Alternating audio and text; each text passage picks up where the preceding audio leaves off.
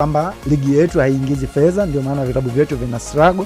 Naamini pia ligi yetu imekuwa na changamoto kubwa sana kwenye eneo la kuvutia wadhamini. Hata wadhamini ambao wamekuja sio wengi sana ambao wanaweka fedha ambazo zinaweza zikakizi mahitaji ya vilabu vya ligi kuu. Unajua ligi kuu ni ligi ambayo ina uhitaji mkubwa sana.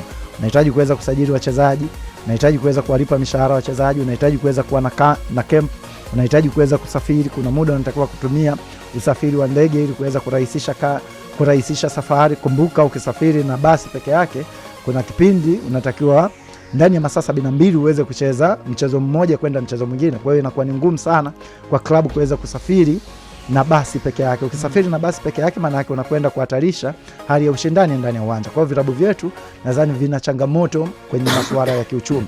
Na ili tuweze kufika, naamini tunaweza tukaitumia Serie A na shirikisho lao la soka kwa maana ya FIGC kama kielelezo kizuri zaidi.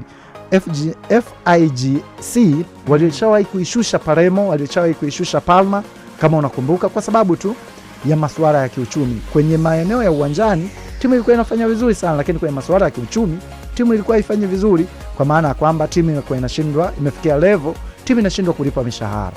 Na madhara yake, ukifanya hii timu iendelee kushiriki ligi wakati wamiliki wa timu wameshindwa kuweza kuwalipa mishahara wachezaji, sehemu ambayo tunaenda kuangukia ni kwenye masuala ya betting kwa wachezaji.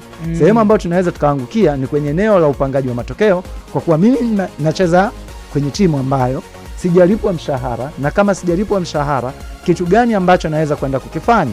Naweza mpinzani ambaye ana uhitaji matokeo zidi yangu, itakuwa ni rahisi kwangu mimi kuweza kuja kwenye rubuni, kwa kuwa anajua kwamba sijalipwa mshahara. Lakini kama ligi yetu itakuwa na ushindani, ligi yetu itakuwa na vilabu ambao vina uwezo, vinajiweza kiuchumi, hakuna mchezaji wanalipwa vizuri, wanalipwa kwa wakati, hakuna mchezaji ambaye atathubutu kuweza kujaribu kujiharibia kibarua chake kwa kutaka kuingia kwenye betting, anajua kabisa kwamba kikanuni ni makosa.